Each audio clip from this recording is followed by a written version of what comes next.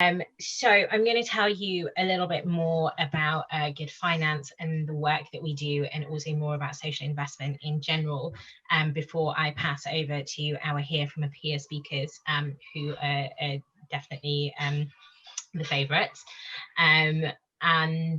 So we've also got sort of a couple of videos, a couple of Mentee quizzes as well.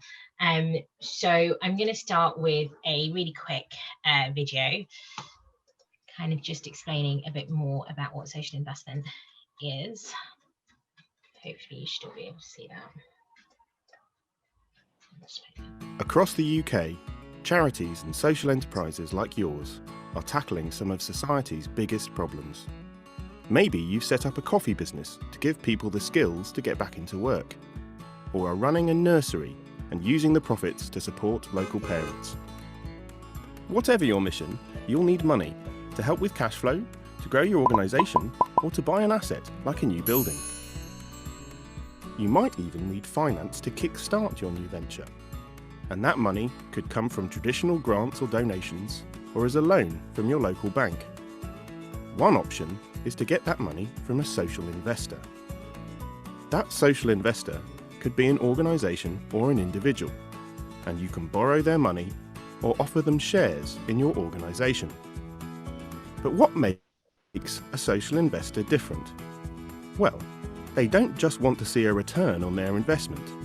They want to see their money being used for good, helping you to keep delivering your social mission.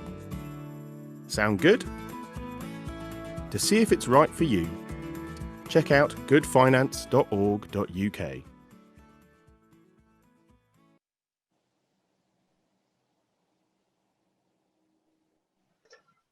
Did everyone manage to see that? I had a panic halfway through that I hadn't shared my screen properly.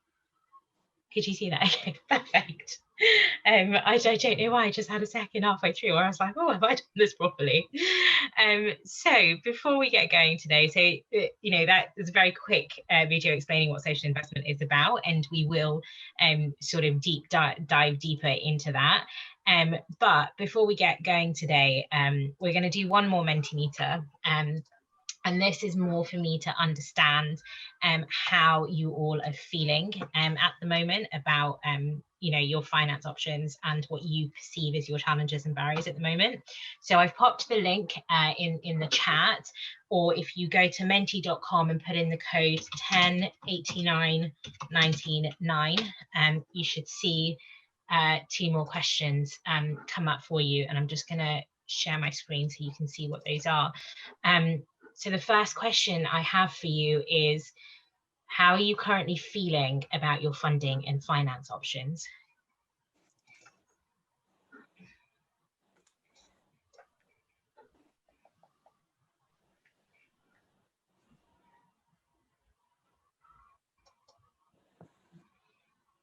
Everyone managed to get onto the Menti okay?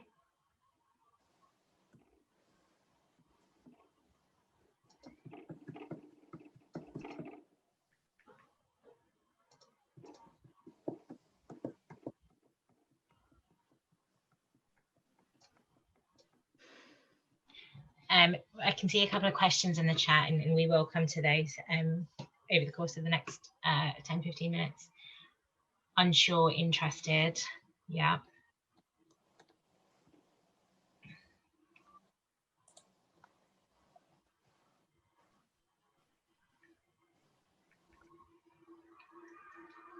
Wait for a few more answers to come through because I'm just trying to get a sense of how people are feeling. Optimistic, good, good. Confused, hopeful.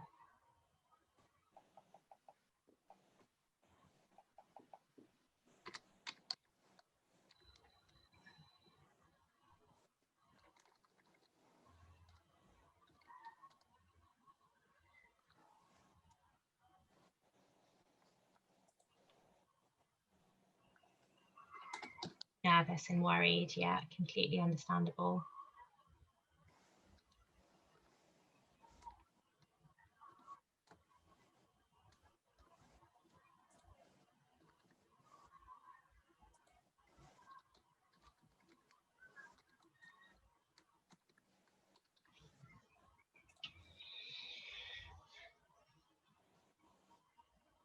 Now it should let you move on to a second question. Oh, I'm confused. Overwhelmed, yeah, that's a good one. So I've been doing this question at all of the events and things that we've been doing for Good Finance recently, just to really get a sense of how people are feeling, because it's all well and good us telling you about social investment, etc., but it's really important to make sure that you leave this feeling like empowered and equipped to go away and explore social investment. And definitely a lot of what we're hearing right now is being overwhelmed, is being uncertain, it is just finding things complex or confusing. You know, social investment is difficult to navigate at the best of times, but you know, in the past year or so, it's been really tricky for a lot of organizations. But it's also really lovely to see some optimistic words in here as well, like hopeful and interested and optimistic. And to be honest, I think this is the first time this year that we have had some nice hopeful words in there. So it's really lovely to know that you're feeling a bit more hopeful. So if you now go to the second question. Just see if I can get that up.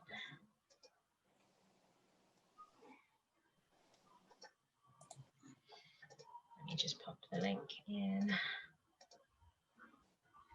So you should see another question come up, which is what is your biggest barrier when coming on to taking loan or repayable finance? What are the things that you are sort of struggling with, or anything that is a barrier or a challenge for you personally? Because what I want to make sure that we do is address and talk through some of those things over the course of today.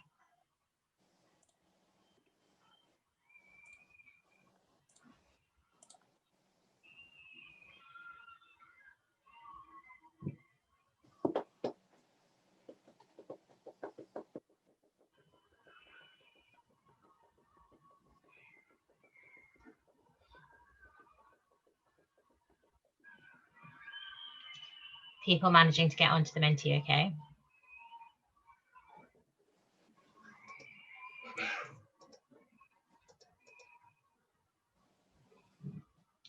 Fear. Not being able to pay it back, yeah.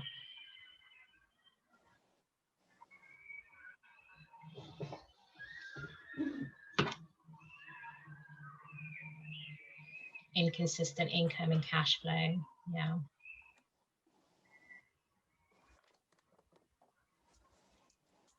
Taking big risks.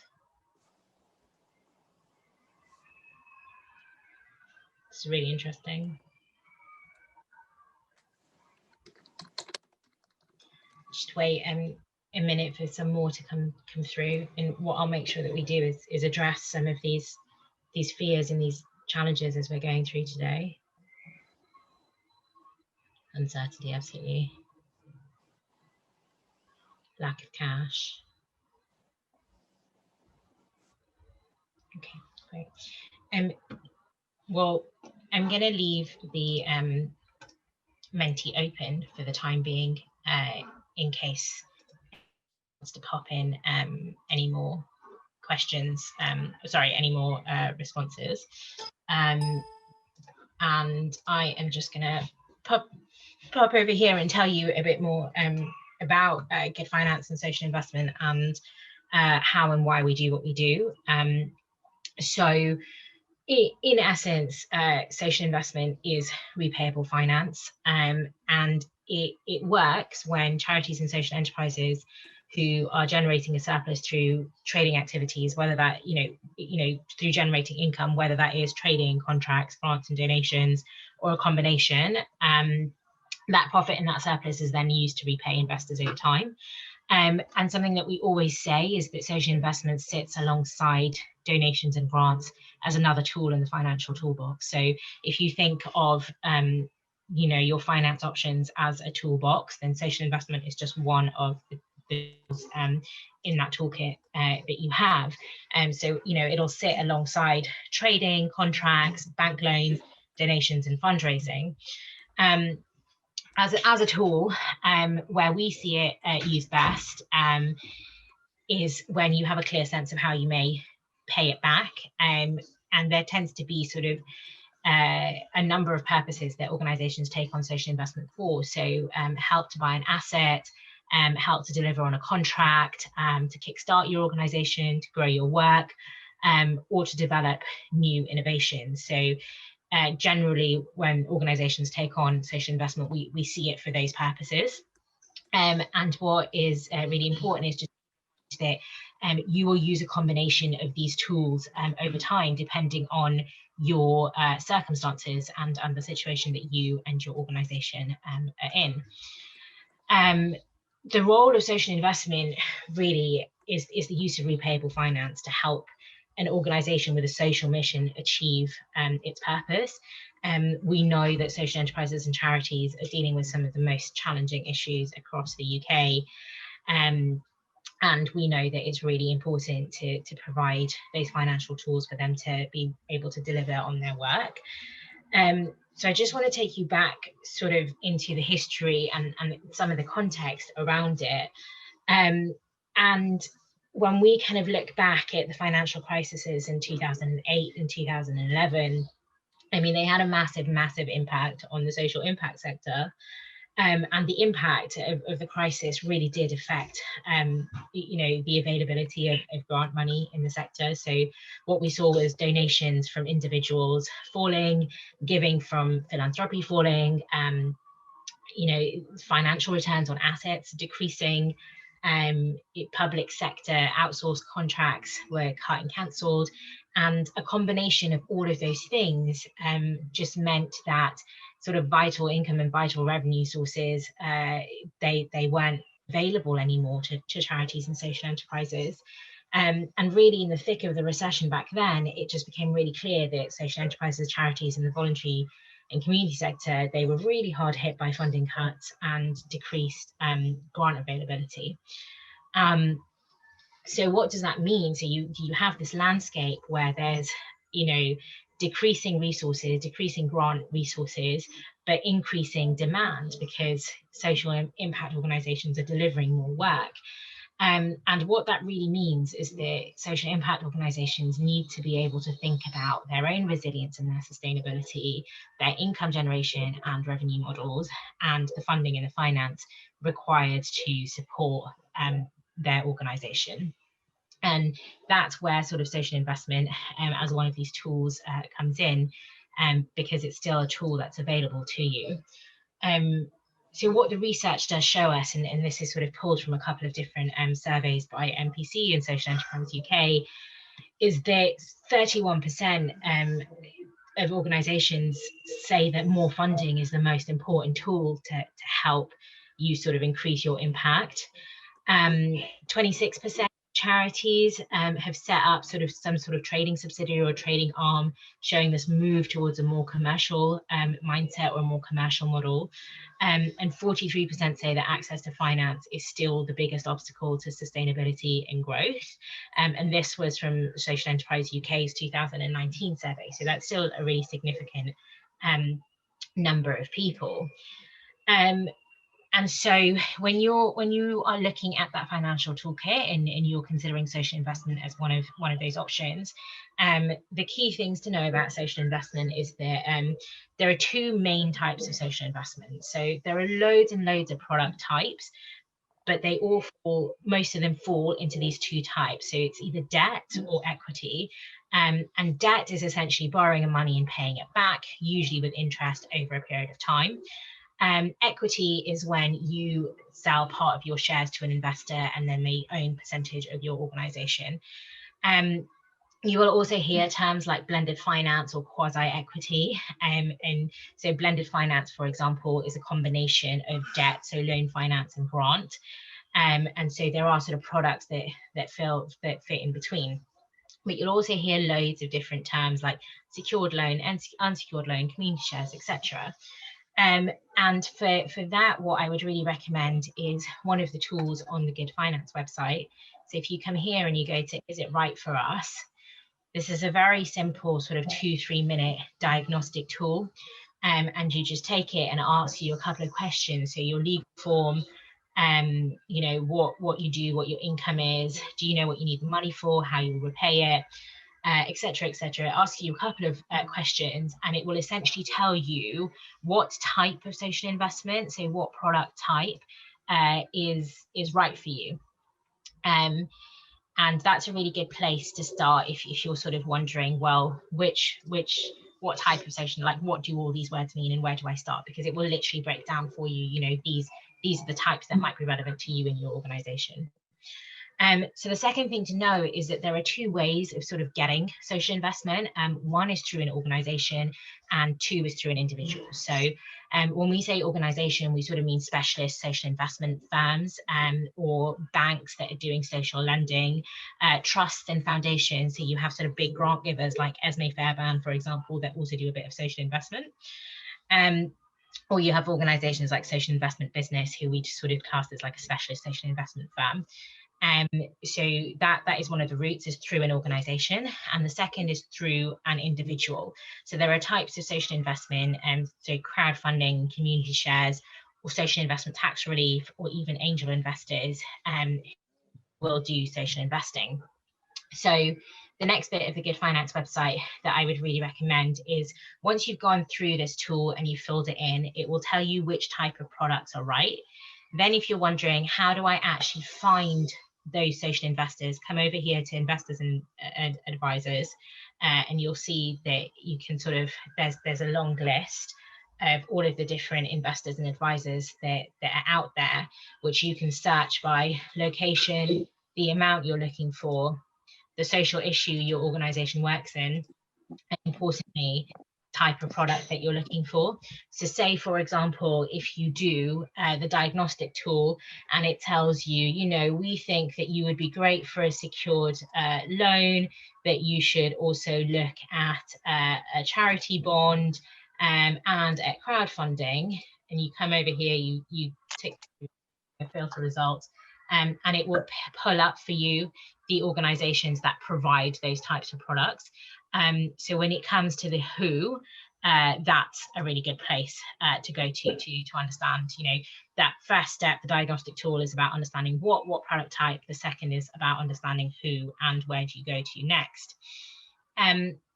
So in terms of who the funders are and what that sort of landscape looks like, if you think, you know, about social investment as sort of being a spectrum, on one end you have social return, and on the other end you have financial return.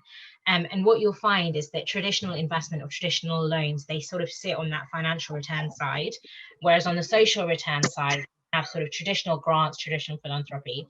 Social investment sits somewhere in between the two. And social investment can come from trust and foundation, social investors, social banks, individual investors, but they very much sit in between the two, and they are interested in both social return and financial return.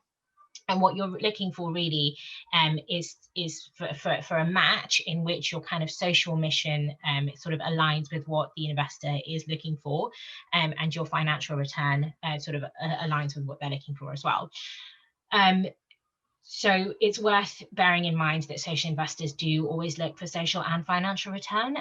We did some analysis on the Good Finance website, and you know, we've got nearly 100 social investors and funds listed on there, and 85% of those organizations themselves are registered charities or social enterprises.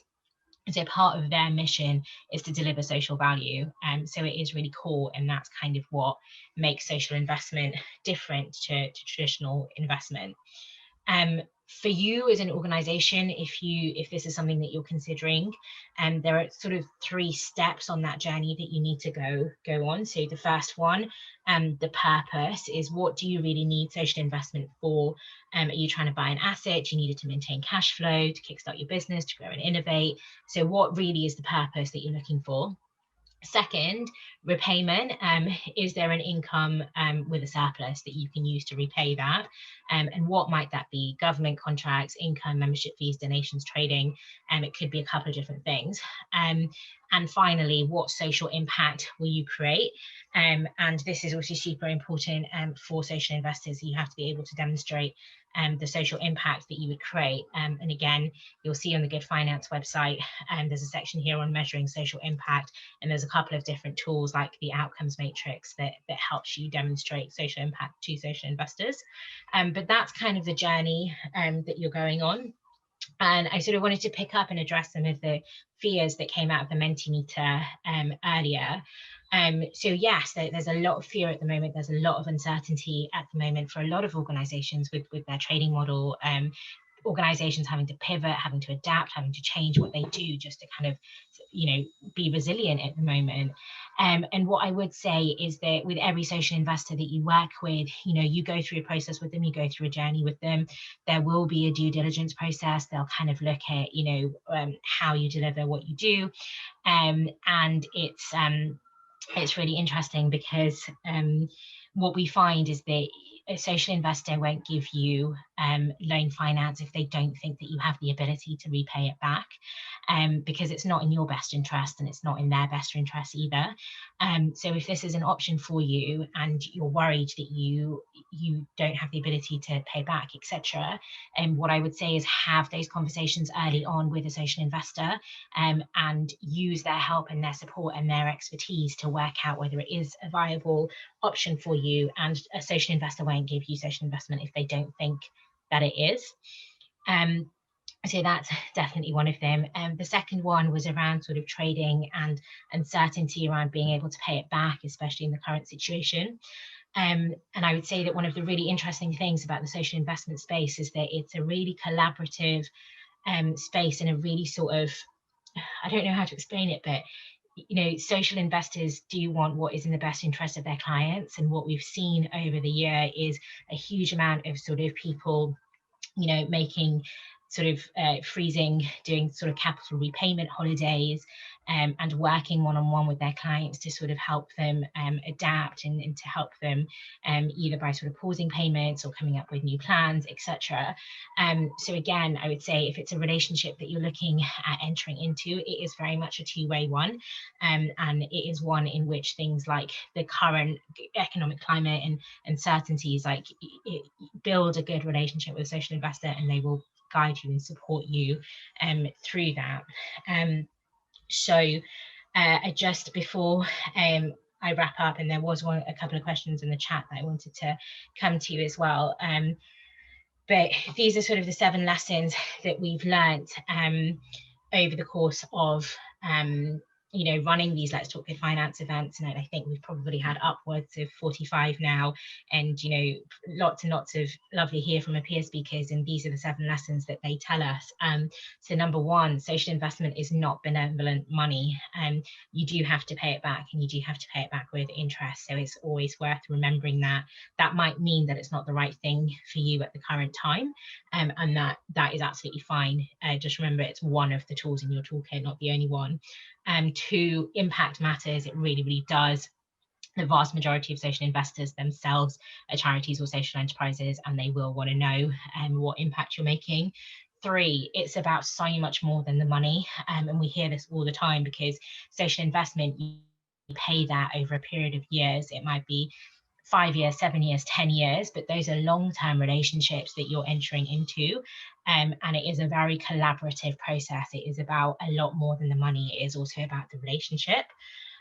Honesty is the best policy, always has been, but we've really seen it this year. We've spoken to so many sort of organizations that have taken on social investment, where they've had to be really honest with their social investor and say, look, like, there's a huge amount of uncertainty. We're struggling with cash flow. We're struggling to adapt our business model. We just don't know if we can pay you back this month. And we have had that. And again, in relationships, and every social investor is different, and their approach will be different, but what is consistent across all of them is that they will work with you to help you, as long as you're honest with them.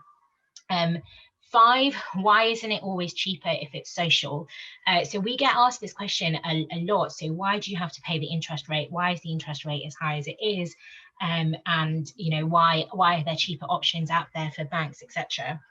And what we always say is, if you do find a cheaper option, then absolutely consider it, and look into it. And it may be that you find a cheaper option working with a bank, taking out a bank loan, than you do with a social investor.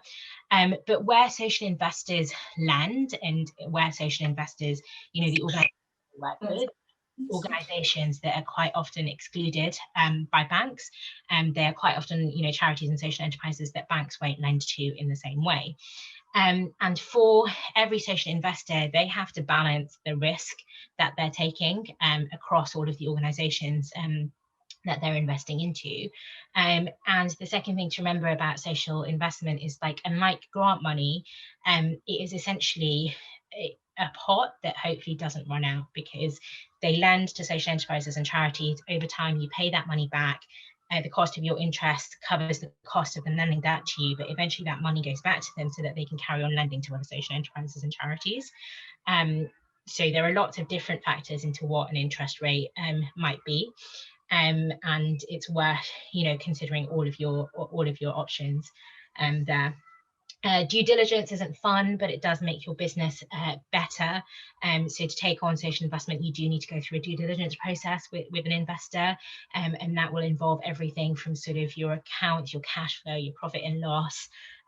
What I would say is that if you've been on the process of taking on grants, and putting through the proposals and the cash flow and stuff that you do for grants, it's not a dissimilar process to working with a social investor, and it does sort of make you better, because it gives you a much better understanding of how your organization is really running.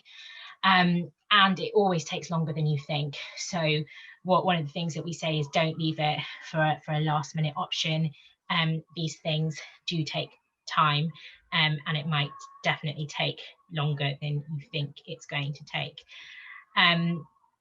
So those were the key things from me. I rattled through very, very quickly because I'm conscious of time, and I don't want to keep you from my peer speakers anymore.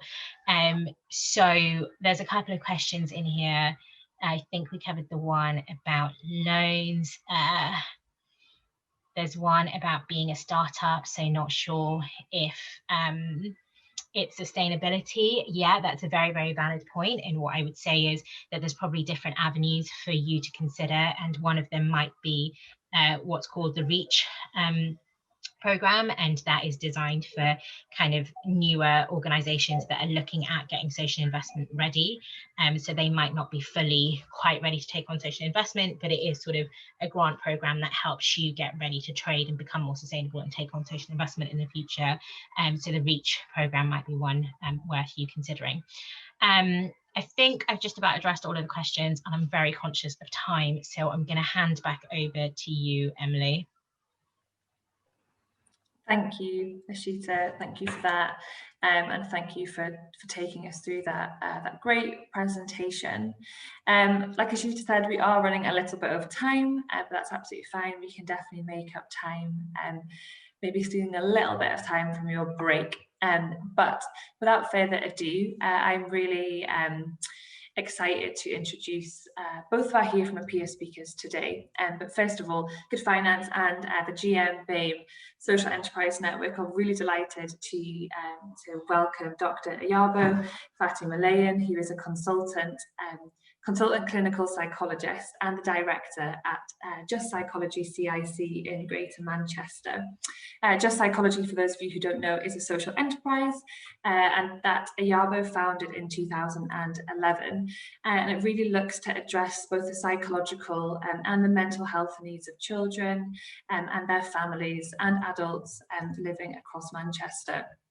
And importantly, Ayabo will tell you a lot more, but importantly, Just Psychology looks at different cultural backgrounds and really works to ensure that everyone can access mental health and psychological services and that they can be supported.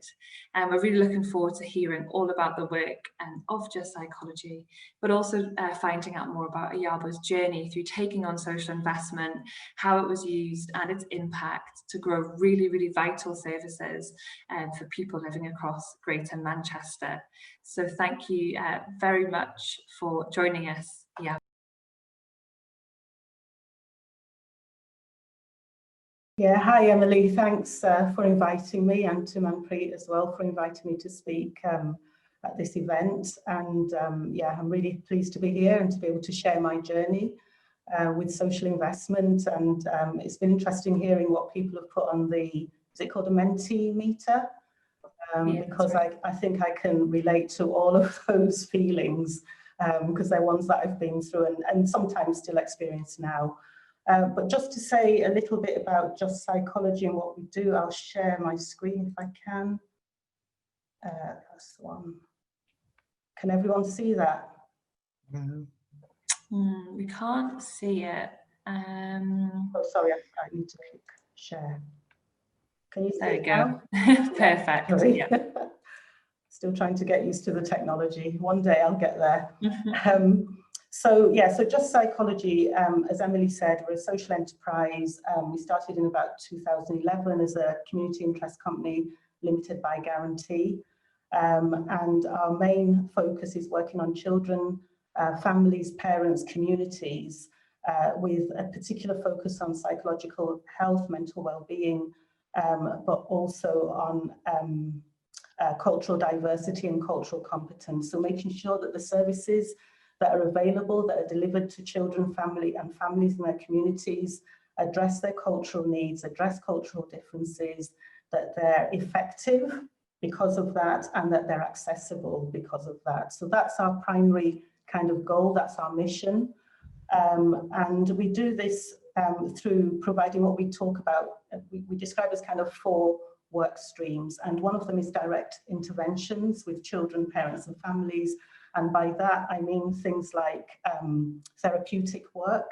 So we do therapeutic work with children and families, sort of children aged 5 to 12 and their parents, but we also do things that we see as preventative. So we deliver family group conferences, and these are for families where there's a risk of the children going into care, into local authority care.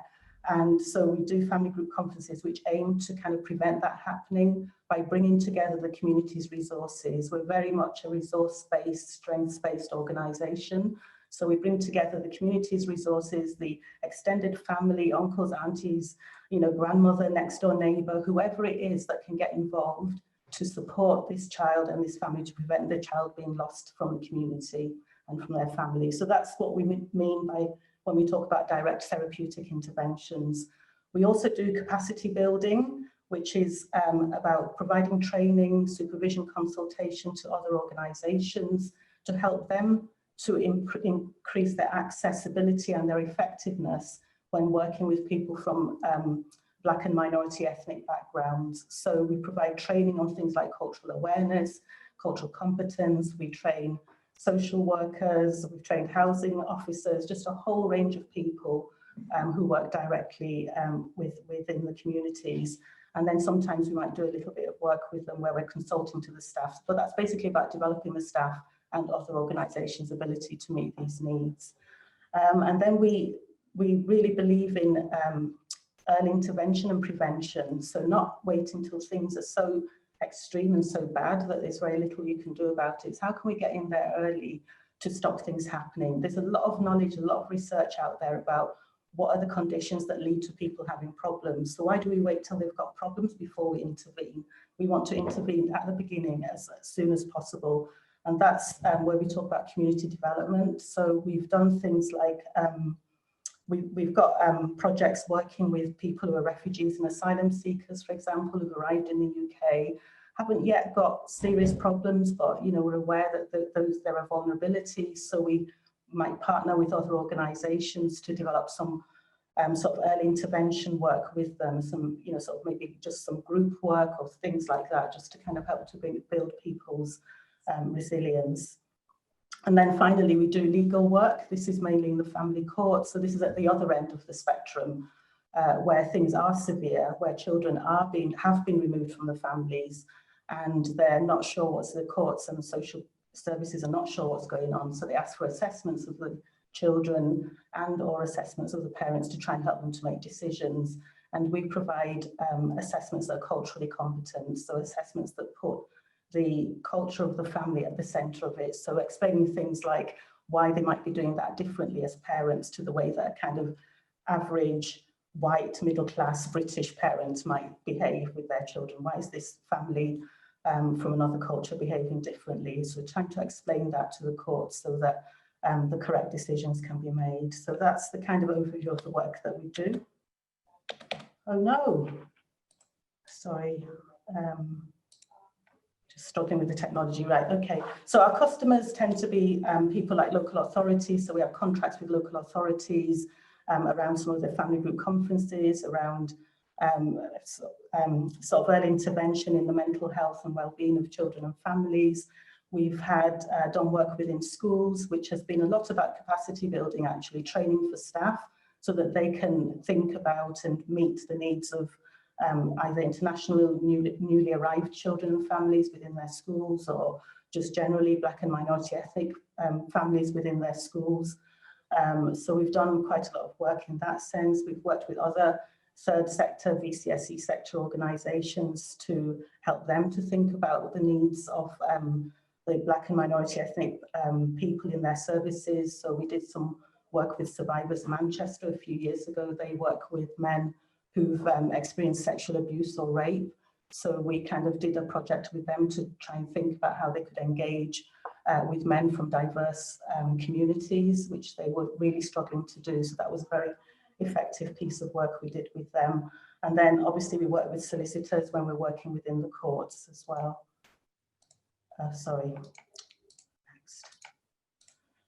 So as I said at the beginning, we're a community interest company limited by guarantee. We have a board of directors and we have an advisory group of people with a very broad range of sort of skills and experiences that contribute to our planning, to our development, to our thinking, to our decision making. So they have a range of backgrounds such as business, accountancy, charity funding, commissioning, therapy, legal, all kinds of backgrounds. And we've kind of built that up over the years. As we realized that there were gaps, we looked to fill those gaps and to use networks of people that we knew to fill those gaps, because it's, I think if there's one thing that sort of growing an organization well has taught me, is that you need the support of other people. You can only be an expert in one or two things. You can, you know, I'm a consultant clinical psychologist. I worked in the NHS for over 20 years and I'm, well, can I say I'm good? I think I'm good at that. I think I've got some experience doing that, but I know nothing about accountancy. Even though I try really hard, it's just not my strength and it's not my interest. You show me a spreadsheet, I'm more likely to go to sleep than to try and focus on it and, you know, try and work it out. So it was about looking at the gaps that we had and trying to fill those. And we mainly operate, we've got a small number of employees, but we also have a group of associates who are people who work for us on a freelance basis. So that's basically how we sort of operate.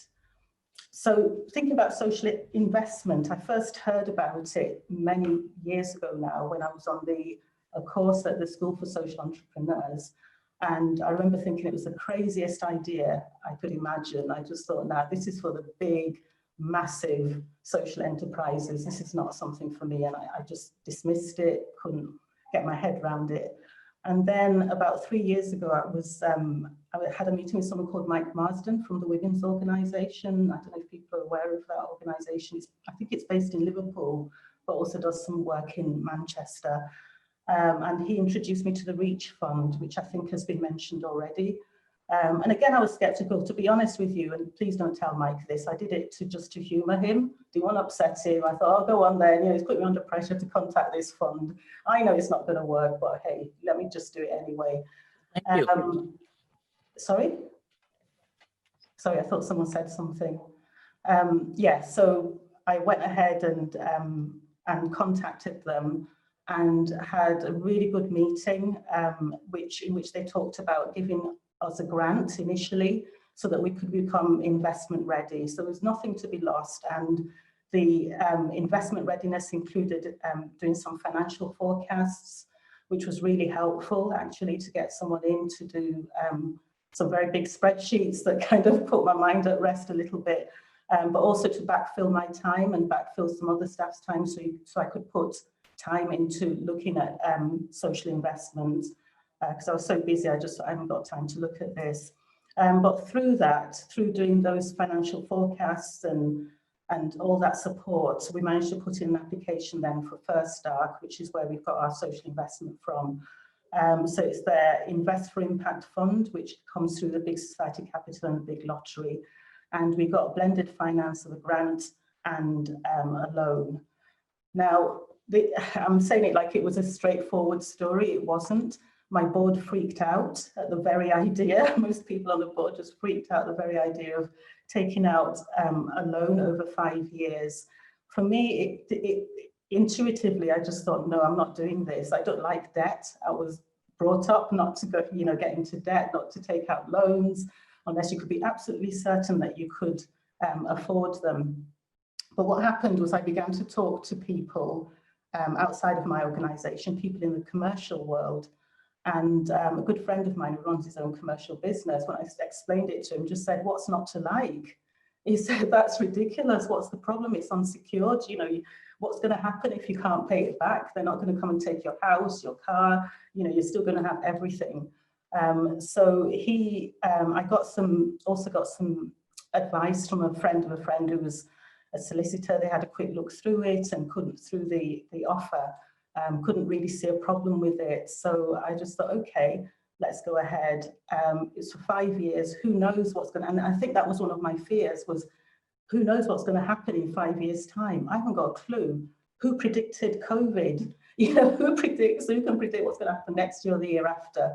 But what I did have were these financial forecasts, so that somebody in a professional role had said, this is what we think is going to happen over the next 5 years. Now, that person can't know that. It's the best guess. It's the best that they can do at that time about what's going to happen. And I don't have an alternative story for what's going to happen in the next 5 years. So I realized that I had to, and the board also realized that we had to understand that everybody knows that we cannot predict what's going to happen in 5 years, but we can make a best guess. So that's why we went forward with it. So we used the investment, wanted to use the investment to grow Just Psychology, because it felt like we'd got to the point where we just couldn't, we could see the demand was increasing, but we couldn't grow in order to meet that demand. So we needed sort of somebody to take over a lot of the things that I was doing. I was doing everything.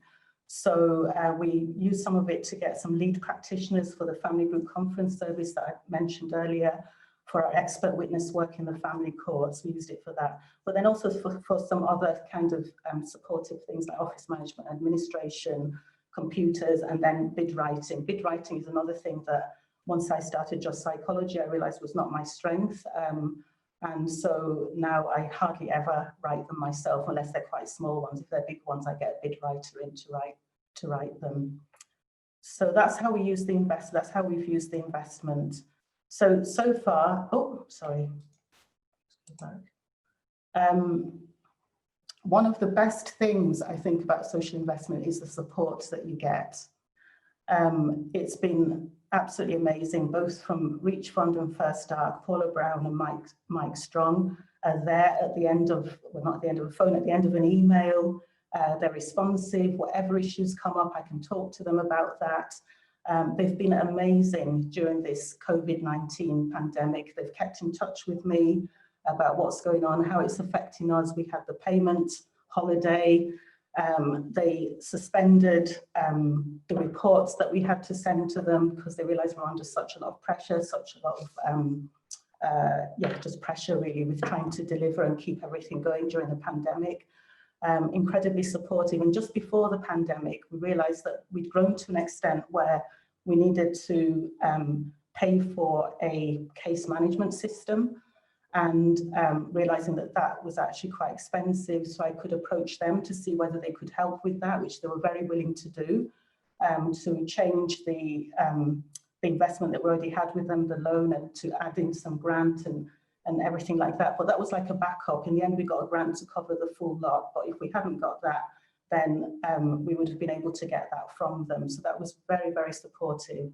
And to be honest, what I say to them, because of the impact it's had on our organisation. When we run into problems, I say, it's your fault. If you hadn't given us that investment, we wouldn't be running into these problems with growth. So it's something we laugh about, but really, really helpful, very supportive. I mean, one of the things, again, is I think the reporting has been mentioned. That is something that we've had to really take seriously and plan for, and have systems in place for both the financial reporting and the social impact reporting. They're quarterly, so every quarter we report on all the work we're doing, the work that I've described to you. But again, they're very supportive in helping you think about what they need to know, what they don't need to know, you know, what are the key things. And if there's something you're struggling with, they'll come in and meet with me to say, okay, how can we solve this issue together? I would say you're always worried about unforeseen circumstances. And as I said before, the forecasts are a best guess. They're not actually set in tablets of stone, because no one can do that. So each year things keep changing and shifting. Some of our work has increased, some has decreased, but they take all of that into account. They know that's going to happen. And yes, you know, unforeseen circumstances, who would have predicted this year? And they've been incredibly supportive through this. And they've also been supportive in helping us to get additional grant funding from other organisations so that we can meet some of the demands of the pandemic, with reviewing our staffing, because we're continuing to grow. We're now needing more management in place again, sort of moving up to the next level. And they have gone through that with me in detail.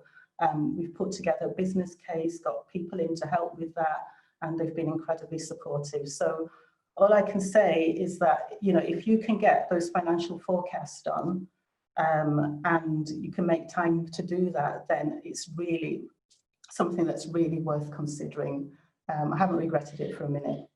And in fact, you know, even if somebody gave me the balance of the loan and said, here, pay off the loan, I would actually not want to, because that would mean I would lose Mike and Paula. And I'm thinking, how would I replace them? It's almost like it's just not worth it. I'll stick with it for the next, I think we've got another 3 years, so it'll be great to have them around for another 3 years. Is that okay? I hope that's been helpful. If you've got any questions, I don't know if you want to do the questions now or later.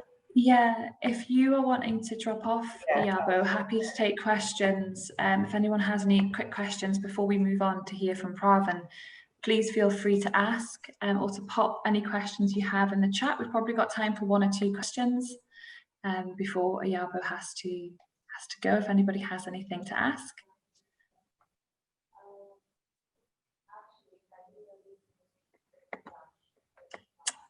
I can hear someone talking, but I'm not sure if it's a question or not. But thank you very much, Yabo, for that reflection. I think it's really, really useful to hear, and also just to hear from you about the fact that you can have a bit of a laugh and a joke with your investor. That relationship that you have is so important. And again, really great for you to reflect on, like, not only are they investing money, it's the advice and support that you get from that relationship. And that's really, really great to hear, and especially in such a turbulent time with a kind of ever-changing environment. I'm sure that having supportive investors to rely on has been great for you. And I think a bank might be cheaper. Might be cheaper, but I doubt you'll get that relationship and that investment in communicating with you and understanding what you're doing, and, you know, contributing to the thinking and all of that. I think I'm sure you get that from a bank. Yeah, and that's exactly it. You know, I've heard it even within the discussions that I've been having, is that the investor cares so much about the impact that you have, and also ensuring that you can grow and develop as well.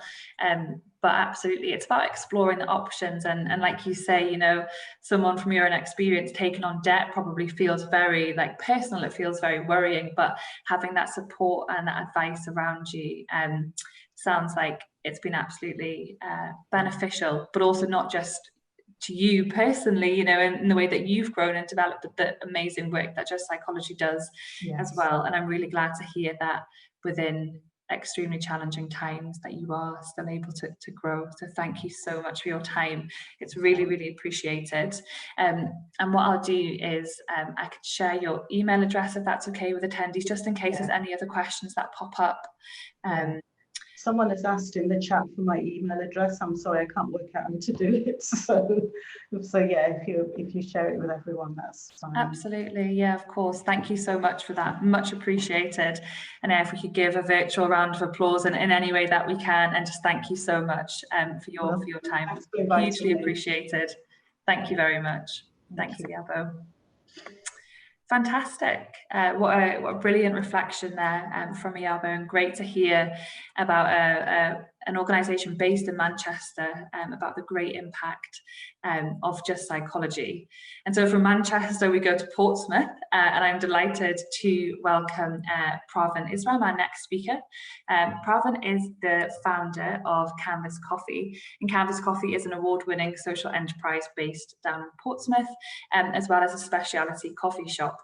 And throughout the COVID-19 pandemic, Pravin has kind of pivoted in the way that many organisations have to respond to the ever-changing environment, and to really respond to need and to meet the needs of coffee lovers who now aren't accessing coffee in the way that they were before.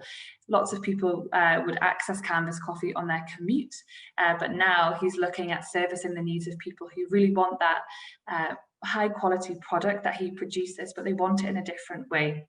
And Pravin's social enterprise is certainly agile and flexible, but that doesn't mean that he hasn't had challenges along the way.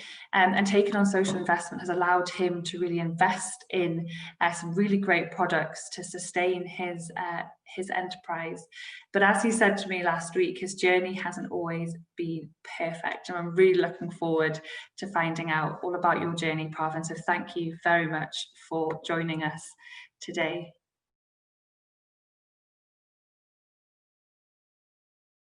Hi, my name is Pravin, and I'm the founder of Canvas Coffee. I'm quite nervous. I'm so glad I wasn't the first speaker. The previous speaker was absolutely brilliant, and it was interesting to hear her story, and I relate to so much of it, and yeah, really cool to hear you.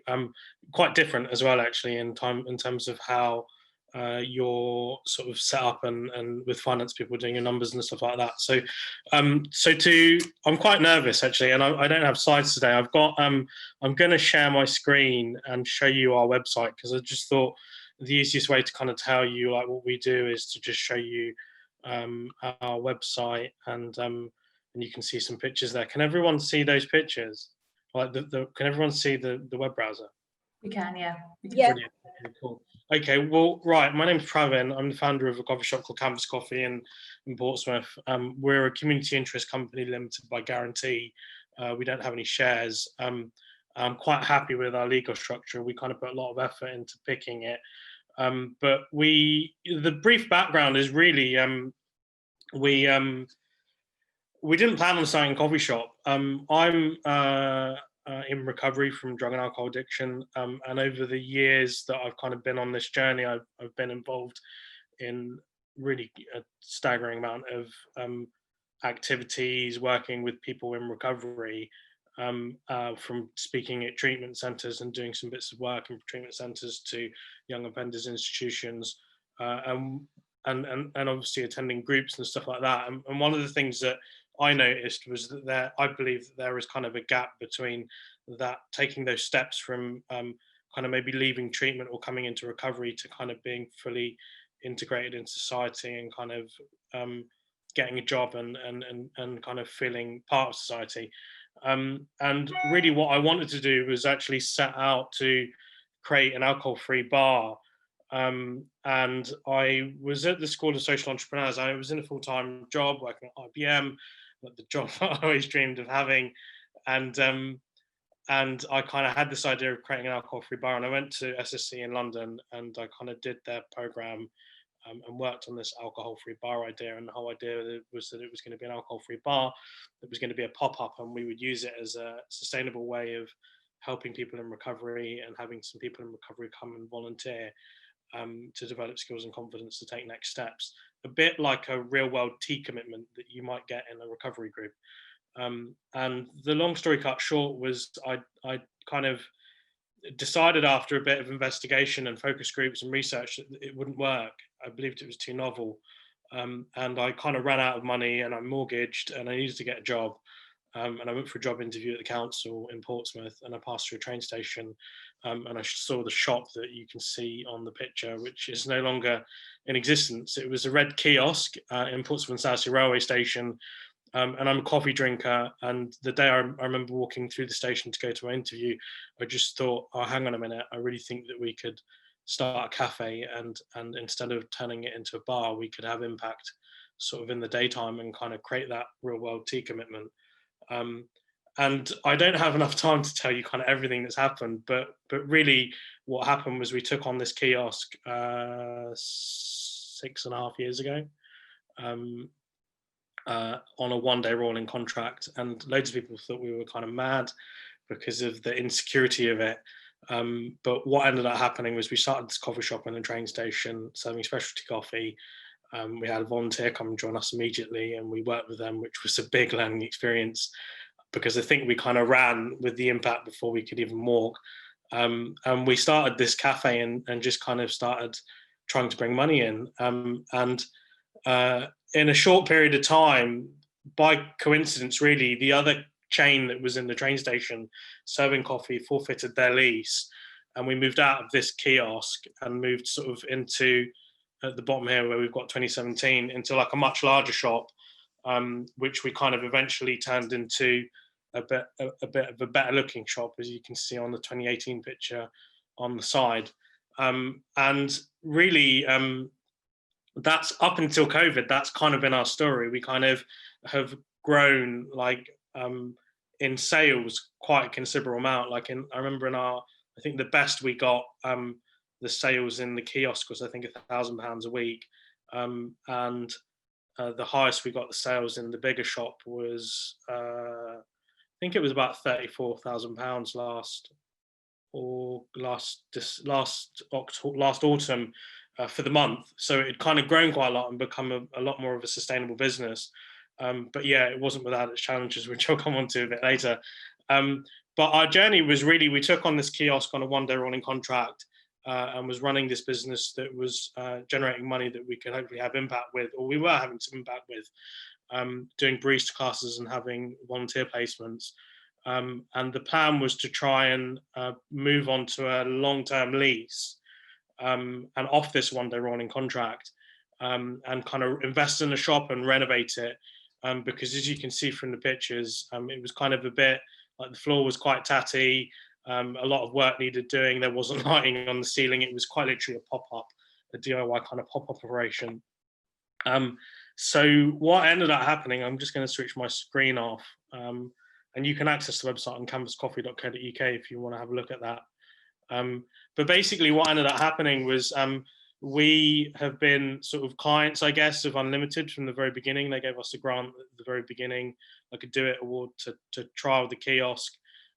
We kind of had some grants over the years, not very many, but we eventually kind of in 2017 went onto the Big Venture Challenge program because the timing of it sort of seemed to work well. And it was effectively an accelerator program where Unlimited would help us develop a business model and a business plan to kind of get investment to grow the social enterprise.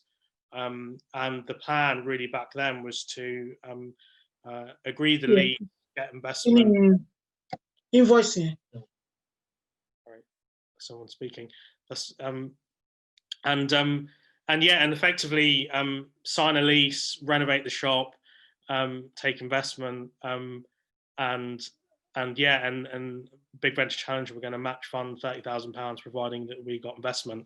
And our investment journey was kind of interesting. Like I relate to the slides earlier, like back in 2017, I didn't have, what's that? Back in 2017, I didn't have a clue about any of this stuff. I was absolutely terrified of like investment, taking a loan, like the other speaker said. I always saw debt as like a bad thing and I didn't really understand it. I think like when you're a social entrepreneur, like I was just so passionate with like the direction we were heading in and what we were going to do, that I was kind of willing to just take out a personal loan and put my house up as to back it, and because I just really believed in Canvas. And we kind of ended up meeting John and Tracy at RBS Social Community Capital. And through the Big Venture Challenge program, we effectively did all the kind of background work to put together a proposal to see if RBS NatWest Social Community Capital would support us, and they did. And the things that I kind of really want to tell you guys is really like, up until that point in the journey, I didn't know what a business model was, and everyone was kind of talking about business models, and I didn't really know what it was, and I kind of want to explain it here because it's almost sort of saved my life with Canvas. But a business model to me is effectively like a spreadsheet, which kind of breaks down everything that we kind of do as a business, and is kind of set up in such a way that you could maybe take historic data such as your sales or your cash flow and your costs, and you can then kind of put it into an Excel spreadsheet in such a way that you can then see what might happen if you continue to grow at the same pace over the next 3, 4, 5 years. And what the program, the Accelerator program and Big Venture Challenge kind of showed me was it gave me the tools to kind of be able to do that with kind of anything.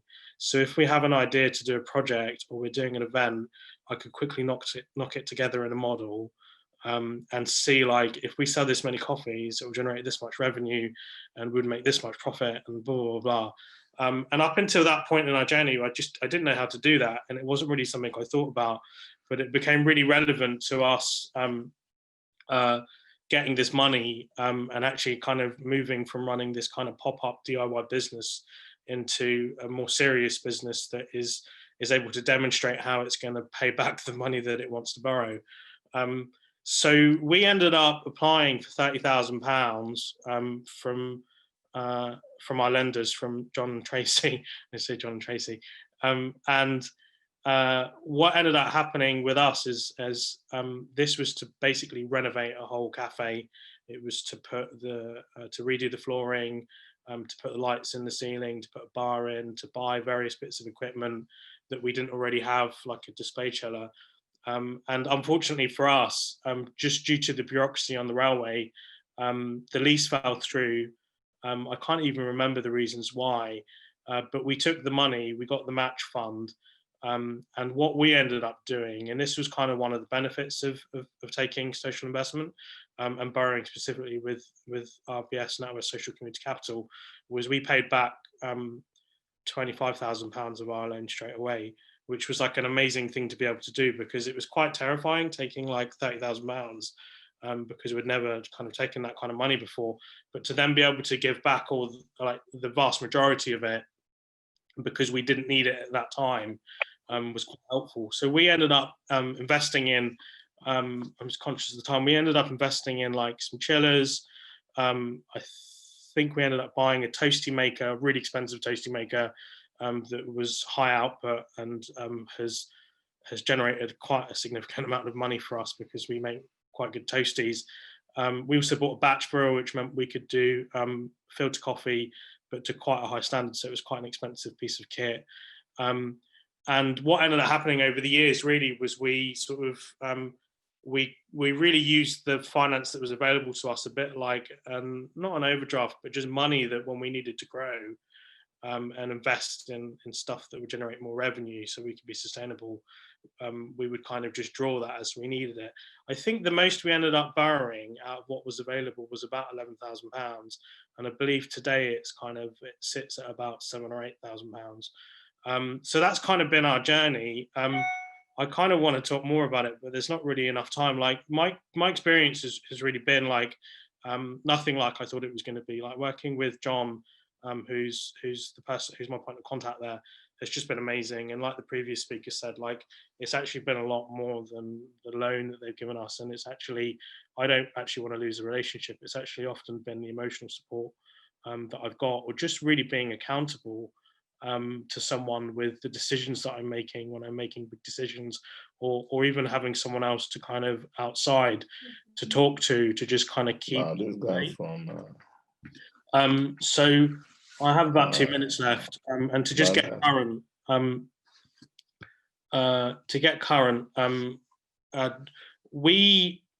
This is going to sound all over the place, but really we ended up in a situation pre-COVID where we were on a turnover-based rent with our landlord because we hadn't signed a lease, and we were performing like the best we'd ever done. Like I said earlier, last October was our record month. I think we brought in about £84,000.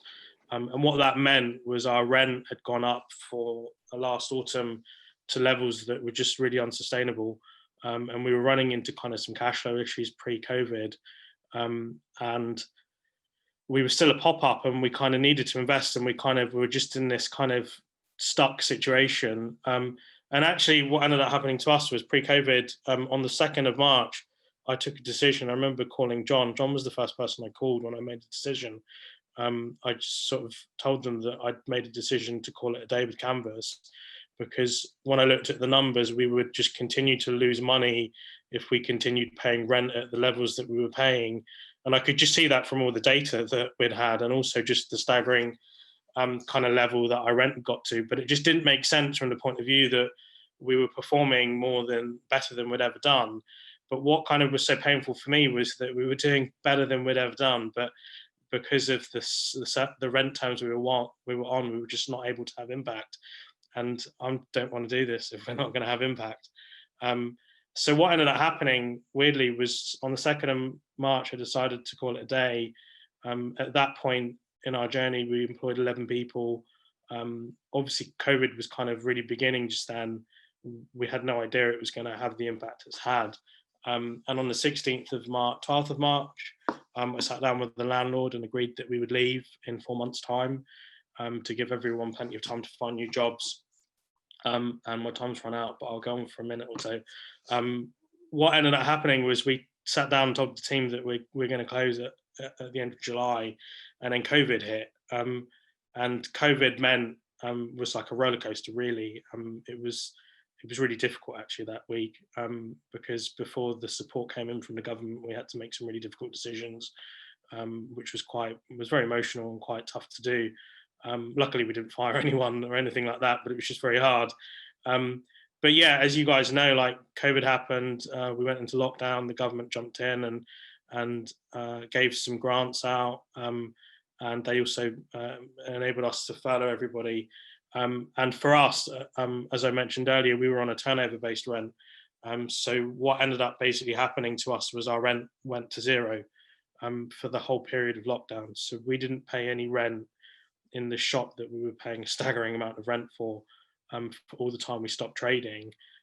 But then at the same time, because we have sort of a bit of a roasting coffee side hustle on the side, we noticed everyone was buying coffee to drink at home on the website. So we were having sales of coffee kind of reach levels that we'd not seen before, which was kind of amazing at the same time. So really the long story kind of cut short with what's happened to us is we have closed the shop in the train station a week and a half ago. And we've kind of pivoted the business in a lot of ways to, we're moving to a new location, and we're going to just massively scale back what we're doing, and massively increase our sort of online presence and roasting coffee basically. COVID's kind of been really unusual to us because it's almost been, it's kind of made a big decision. It's kind of, I don't want to say it's like been a great thing that's happened to us. It's kind of been, it got rid of our landlord, which was probably the biggest thorn in the business. And now we're kind of in a situation where we can take all the experience that we have over the last 6 years of running a very busy cafe and a train station and move somewhere else, and then focus on the things that are kind of working.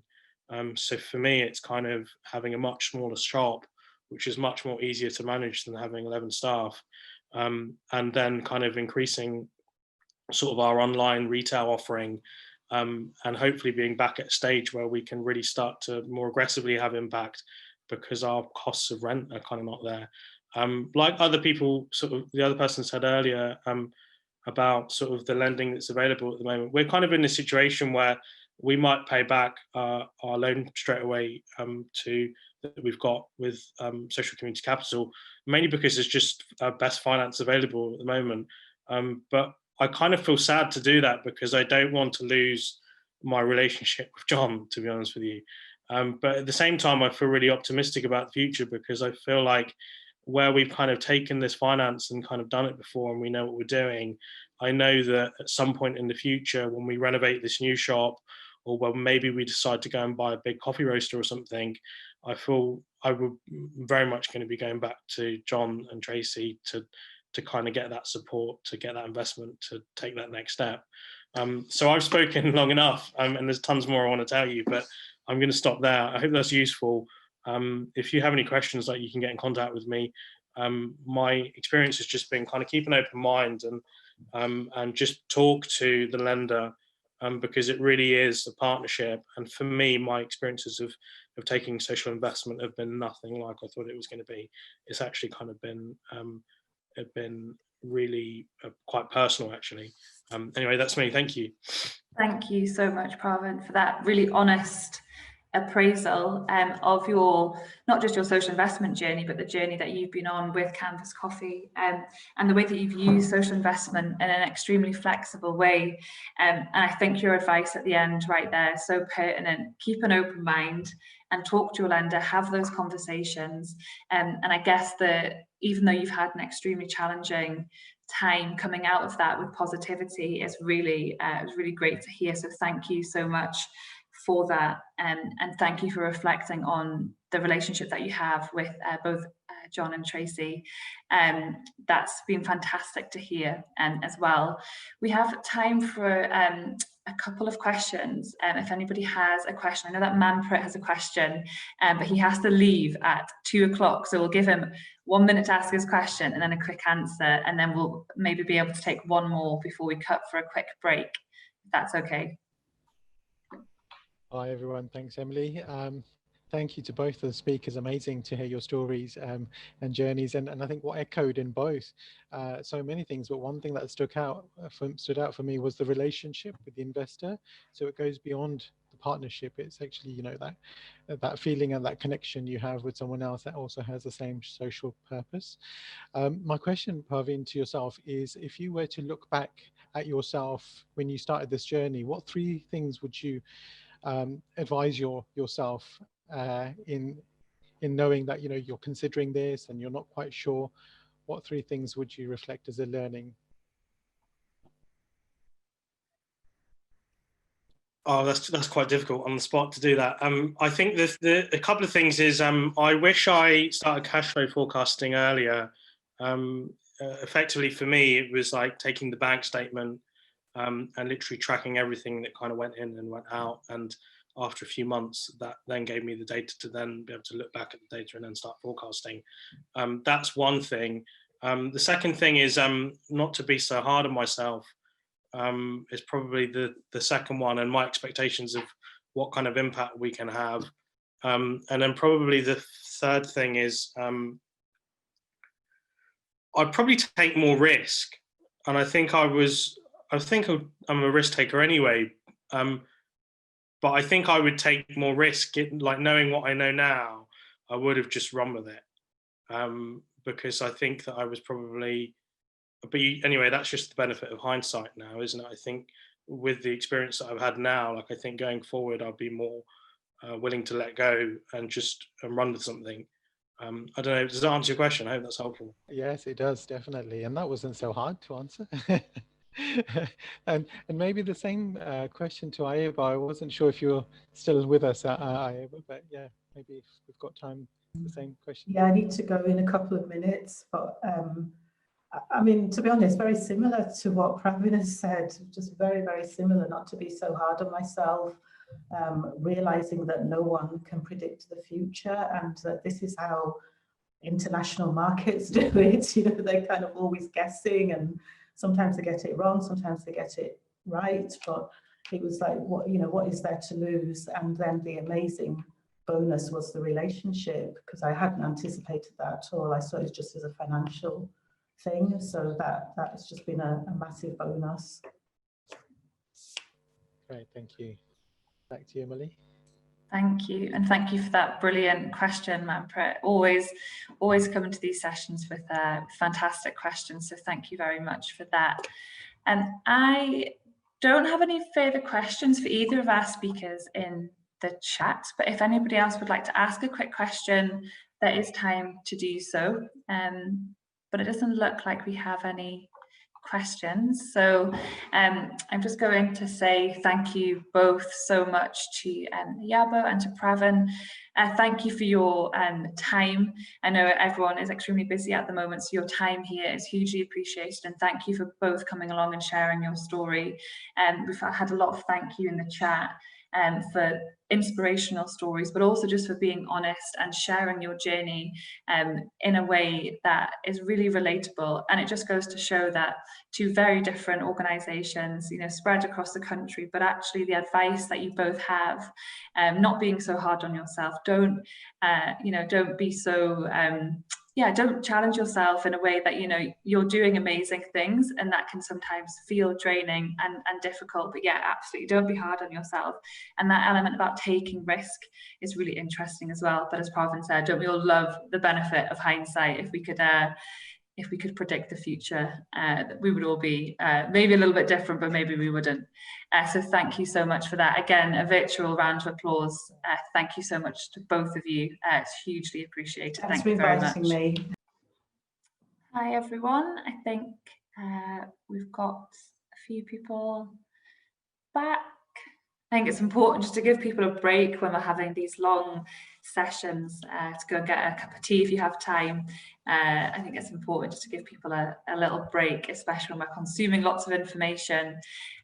But I think we've got lots of people back now, so we'll just get going. I don't want to take up too much of your time. I know that we're running over time, but we will do our best to ensure that we wrap up as close to 2:30 as possible. We probably will go a little bit over them. So I'm going to hand over to my colleague Ashita, who's going to introduce our next speaker, Charisse. Thank you.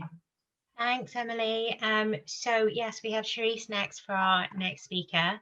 And Charisse is over at Social Investment Business, who have been doing so much incredible work in the last year, heading up so many different initiatives and actions, sort of addressing diversity and inclusion in the space head on, some incredible programs, and also some incredible emergency finance and response work to COVID. And sort of the ongoing pandemic. So we're super excited that Charisse could join us today, because there's probably nobody better place to talk about the work that social investment business have been doing in this space. So without further ado, I will hand over you to you, Charisse.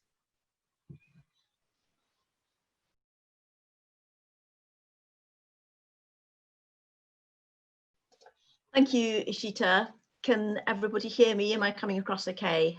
I'm not very good on the technical stuff. Yep, okay. Hi, everyone. Thank you for inviting me to be here. I'm looking forward to sharing what we have done on our program called Diverse Ambitions. It's very different to the stories that we've heard before. Very inspiring, by the way. Words that come to mind are courageous and being really brave to step into this field of social investment and take advantage of it. Our story is slightly different in terms of diverse ambitions. It's not about organizations who have taken on board social investment. It's about their journey in attempting to get there. So I'm just going to try and get my slides on screen. So excuse me while I do that.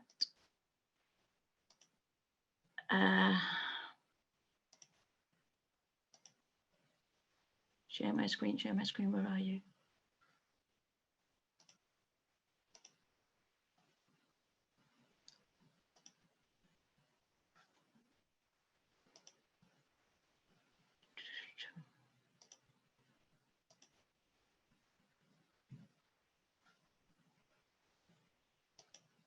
Not coming up.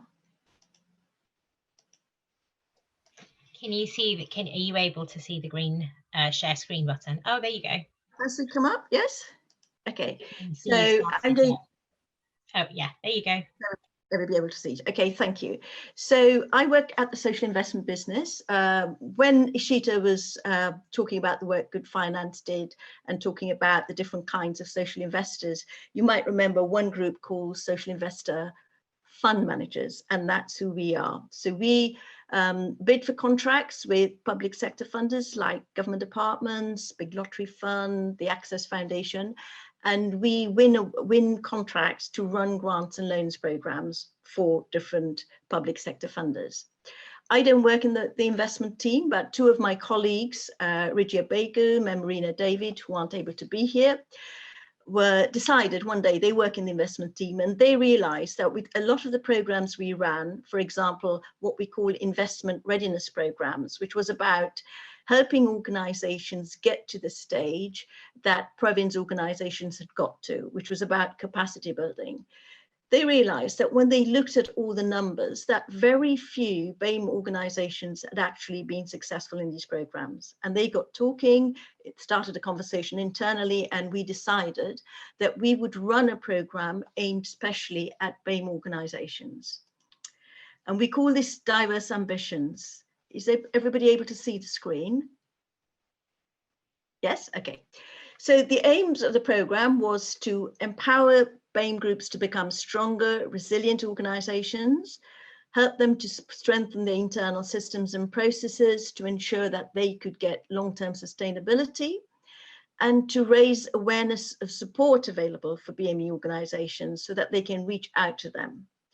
And we also intended to raise awareness of what we thought was the equalities blind spot in the social investment market, especially amongst investors and providers. Now, we didn't have access to any research on this, objective evidence, but this was just a feeling we had from the program that we ran and the knowledge that we had for our in-house programs.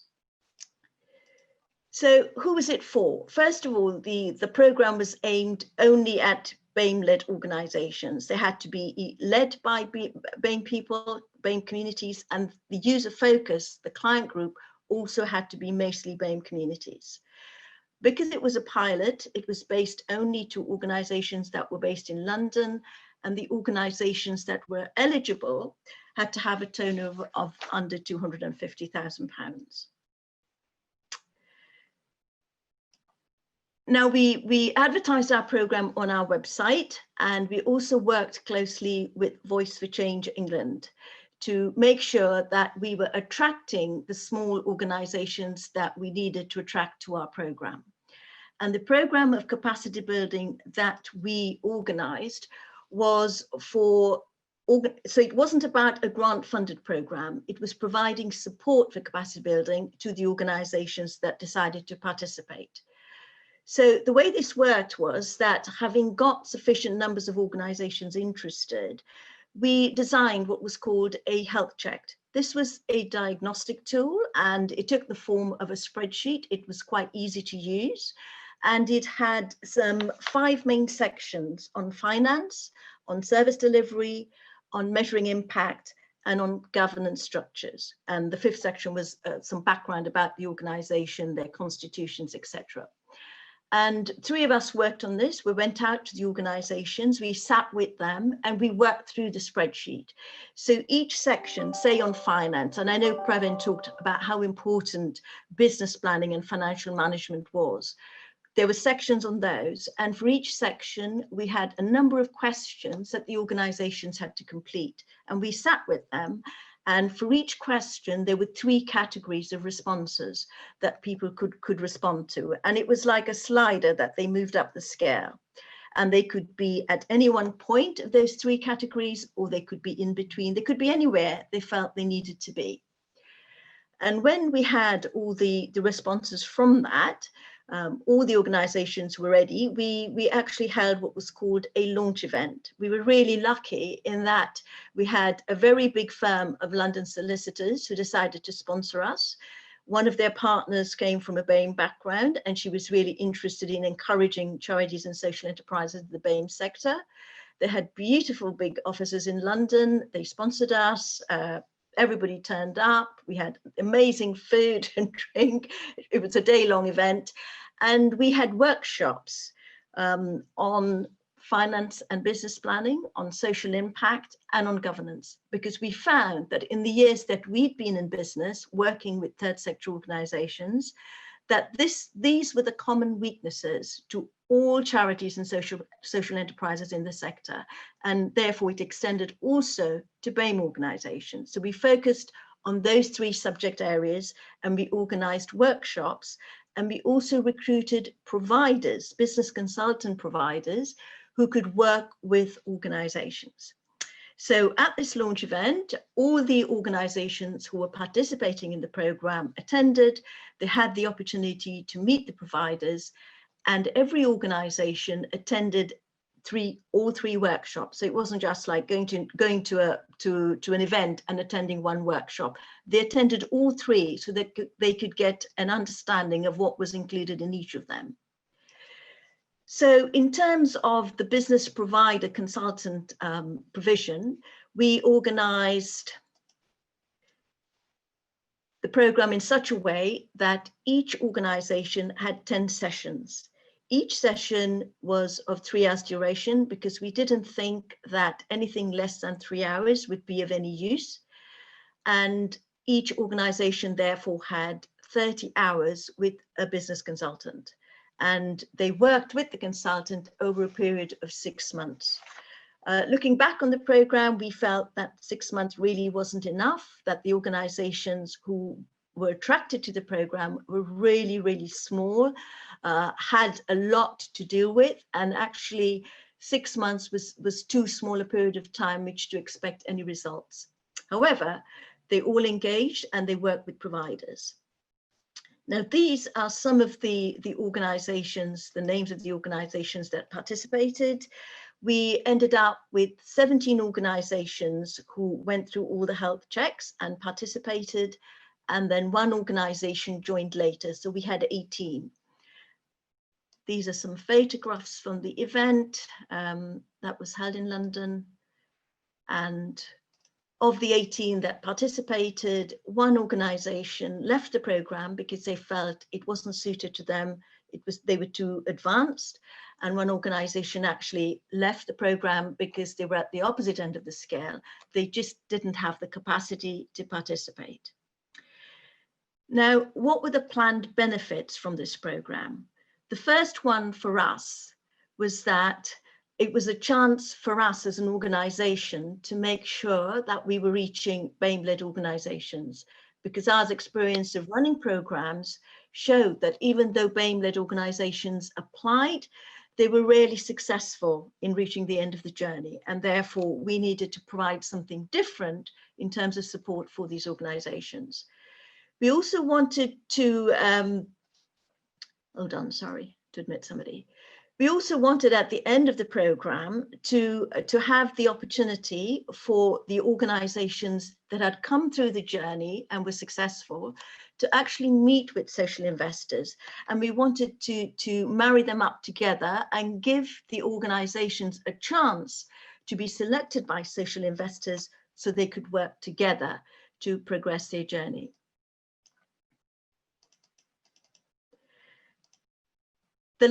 So one of the things we learned from the program was that we only, because it was only 3 of us at the organization running the program, we dealt mostly with the business provide supporters, and that we left the relationship with the organization to develop with the consultants themselves. In between meetings, we met with the consultants. They provided lots of background paperwork for us so they could chart. So we had evidence. They could chart how they'd spent their time with the organizations, what they felt the organizations had learned, and what we also said to the organizations when we set this up. We know this is really hard. It's not going to be easy because you're going to have to run your organization and also spend time on your learning. So that means you have to actually give up quite a lot of your personal time meeting with the business support providers and actually doing additional learning doing additional tasks that the support providers said you would need to do. And quite a lot of this was learning about, say, accounts, like Pravin mentioned earlier, how to do financial management, how to do business planning, because these were the areas we felt that organizations were falling down on. At the end of we last met with the providers in November, and our ambitions were in January to have an event, a closed down event, where the organizations that had lasted the journey and come through at the end would meet with social investors.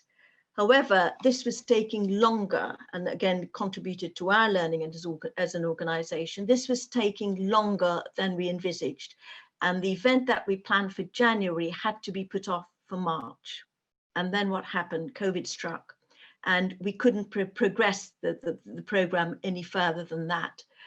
We are now going back. We're hoping to go back to work in January. We're all working from home at the moment, back to our organizations in London, where we hope to then pick up with the organizations and carry it forward. But in the meantime, we have an internal learning and influence department, and one of our researchers did one-to-one sessions with the organizations who were on the program and with the providers, and we took some learning from the program to date. First of all, that the health checks that we had conducted at the beginning, the ones that we did with the organizations, we didn't leave them to do it on their own, we didn't do it for them, we worked together. We found that when the business support providers took over from us after we'd done this, that the organizations, almost all of them, had slightly exaggerated the state they were in. So when the business support providers took on the job of working with them, that the information that had been provided on the health checks weren't strictly accurate. So we felt that if we were to run this program again, we needed to approach the health checks in a very different way. And perhaps it was something we needed to learn to encourage the organizations to be more forthcoming about the actual state that the organizations were in at that moment in time. Many of them had felt, even though we did our best to reassure them, that doing the health check wasn't like a criteria for enrolling. This was just to give us some information that we could then pass on to the business support providers to enable them to give of their best and support the organizations as well as they could. But as much as we tried to do that, we think now in hindsight that the organizations probably thought that this was some kind of test that they had to pass or fail in order to enroll on the program. And no matter what we did to say this wasn't a test, they were on the program, you know, they needed to be really forthcoming about the real state they were in. This didn't work, and that's some learning for us, if we do this program again, how we need to approach that differently. The second thing we learned was that actually it took far more than 3 of us to sustain this program. What we did was, actually having done all the background work in setting up the health checks, in recruiting the providers, in getting all the paperwork set up so that the organizations knew where they were, that we needed to have more engagement with the organizations themselves. We had talked with the organizations about what kind of engagement they wanted, and because they had so much pressure on themselves in terms of running the organizations and then doing their learning with their business support providers, they said to us that they actually were quite happy to not have engagement with us, that they would channel that through the business support providers. We felt actually in hindsight now that we should have had more engagement with the organizations right through the program. We kind of had contact with them once every 6 weeks through emails to say, how are you getting on? Is there anything you need? Is there anything further we can provide you with? We didn't actually have visits to the organizations that we would have with our normal investees. So that was a learning point for us, in that if we ran this program again, that in addition to having the one-to-one engagement between the consultants, the business providers and the organizations, that we would have to do that ourselves as well as kind of relationship managers with the organizations. And the last and important learning point for us was that it was really important to actually reach out to support networks for BME organizations, for us to go into the community, to make better use of BME networks, and for us to do the outreach and to make contacts, because a lot of practical engagement is necessary to recruit organizations at that stage, very small, not really on their feet, having clients and meeting community needs, but not having the infrastructure that's needed in order for them to kind of organize and maintain their services on their own. So we felt that social investors like ourselves need to be more outward, almost like a community development role, which is something that we don't do because we're a social investment fund manager, that kind of support role is really needed in order to open up the channels for BAME organizations so that they feel able then to approach social investors and fund managers in order to make the first steps. So that's kind of where we've got to on this program. In terms of the numbers, as I said, we had 18 organizations that had started with us. 2 organizations did leave. We recruited 5 providers who were paid on an hourly basis to provide services to the BAME organizations. We also had 2 providers who were pro bono. And we had sponsorship from a large organization who were able to provide us with premises and kind of the meeting space for the organizations. So for us, this was a pilot, and we hoped to base further work on this pilot, but we haven't been able to complete this program. And we're hoping in January to go back and retake the links, make the links again with the organizations to find out where they're at, to build on the program and see if we can then replicate it, because this was very small, this was very London based, to see how we could take it forward from there. So as I said, a very different story from the previous 2 presenters, because that was about their journey having taken social investment. This was our attempt to take a step back from that and see what kind of support do organizations need in order to approach social investors and start building that relationship. So that's where we've got to. I'm happy to take any questions.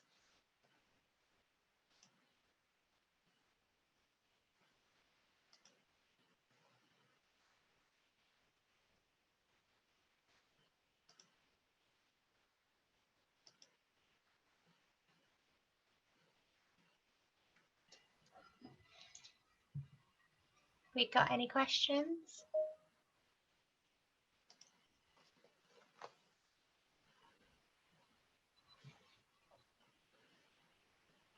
I think you might have covered everything for us, Reese. Fantastic. There's a question in the chat. Have you been able to maintain contact with the organisations?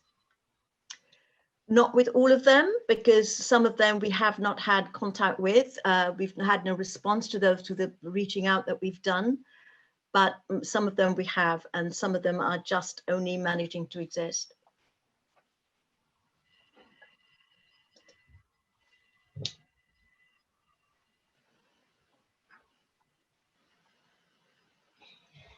And do you think this is something that you'll run again? We really want to have we want to have more engagement with the organisations who've been on the programme. I mean, COVID has interrupted all of that. And in fact, at least 2 of our providers also are in difficulties at the moment. So we have to really, when we get back to work, have a meeting, a joined up meeting with the providers and with the organisations to see how we take this forward, because we don't feel that we have enough information in the interrupted period in which to move forward. Yeah, several considerations. A couple of people having to drop off for other calls and other meetings. If there's no other questions, Emily, shall we sort of start wrapping up? So I think there was 2 more quick updates that Emily and I wanted to do, and just to let people know about various other programs and things that we're doing that could be of interest. So Emily, if I do social investment unpicked really quickly, and then you can do the addressing imbalance work. So this is sort of work that we're doing over at Good Finance with the support of our funders, Big Society Capital and Access. And so we've just created a program called Social Investment Unpicked. It is a 6-week free online learning program, and it is really to dive deeper into social investment and understand the nuts and the bolts and how it all works. So if you either want to find out more about social investment and really understand it, so you can sort of, express and communicate it to other people, or if you think it could be really interesting for you and your organization, but you're not sure where to start, we are going to be running more sort of online learning cohorts early next year. It's all sort of online learning, supported learning. So we do kind of webinars and things at the same time, and you sort of do it with a cohort of people, so you get to connect with other people that are considering social investment as well. We can send around the details and the link to the information for that in the follow-up email. But yeah, it is our first online learning program that we're doing, and so far has got a really great engagement from our users. So just something to keep on the radar if you are leaving today feeling like you want to learn loads more. Emily, do you want to do addressing imbalance? Of course, yeah, and sorry everyone, my Zoom is being really slow, and it's making things a little bit flow a little bit interestingly, so sorry about that, and I hope it's not been too pausey with me trying to get off mute and that kind of thing, so apologies for my technical issues today. Just really quickly before we finish up, I'm just going to give a really quick overview of the Addressing Imbalance project that Manpreet and I have been working on with the Good Finance team. It launched a couple of weeks ago, and really importantly, Good Finance is a user-led project and platform, and I think a lot of the conversations that we've been having led us to a point where we kind of knew that there was a real need to address the imbalance that's been faced by Black and minority ethnic-led organisations in their access to information and education and resources on social investment. And the kind of real aim of addressing imbalance is to create collaborative partnerships with organisations. And Manpreet, who was on the call just before, describes the work of addressing imbalance as working inwards from the margins. I think that's really the best way we can describe the work that we're doing, rather than starting at the centre of the work, which is often a place of real comfort. We really want to work with organisations and with networks who are improving access to information for marginalised communities on social investment. There's a blog that has launched on Good Finance that really details the kind of parameters around addressing imbalance, but we are hoping to create up to 8 new partnerships. And within the partnerships, we will be offering a varying range of tools and resources, from virtual events like this one today, demos of the Good Finance website.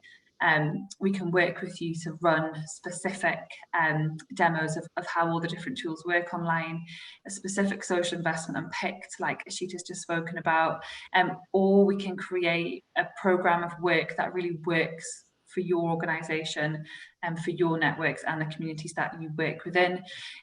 There's 2 different types of partnerships.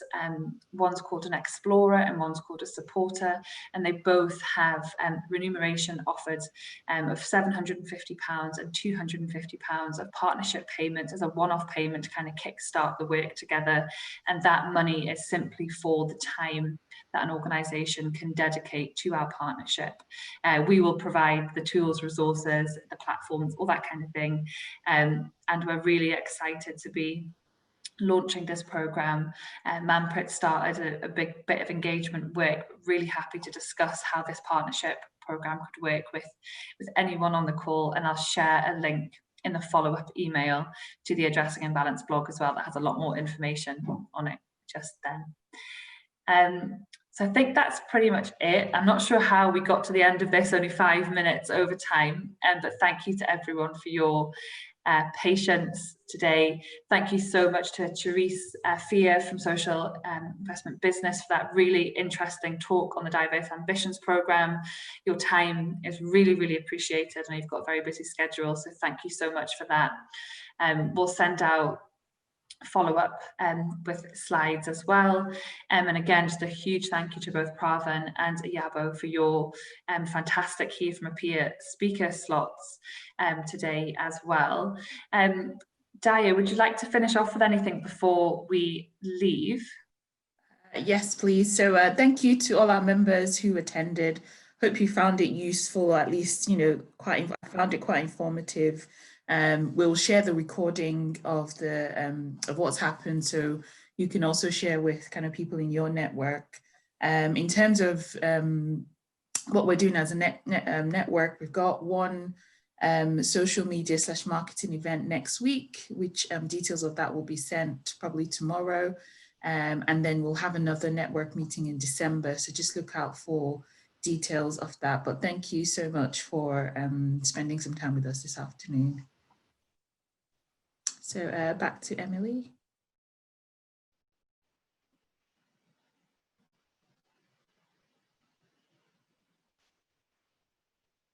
Right, I think Emily's having Zoom issues. I think that if there's nothing else to say. I think the final thing was the strength checkers. We just want to get a sense of how everyone's feeling now in terms of their level of knowledge around social investment. And I think we may have Emily back. Do we have you back, Emily? Yes. Sorry, it's like, I'm not sure what happens. It's essentially, I go on mute and then I try to come off mute and then it just doesn't let me. So it just looks like I'm here, but just not responding to you. So I am really sorry for that. I am trying my hardest. What a day to have technical issues with Zoom. But what I will do now is, I just want to do the final strength checker with everyone.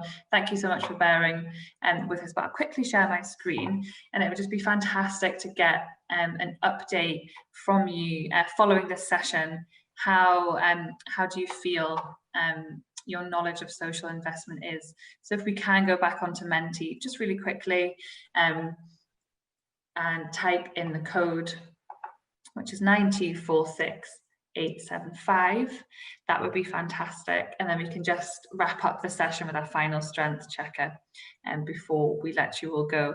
But yeah, absolutely, to echo what Daya has just said, thank you all for spending time with us. And we really hope that that's been an informative session, and hopefully look forward to staying connected to the BAME Social Enterprise Network in Greater Manchester. I've really enjoyed working with Dio and the team, so hopefully this is the beginning of something as well for us. So it's been fantastic to work alongside you and to find out more too.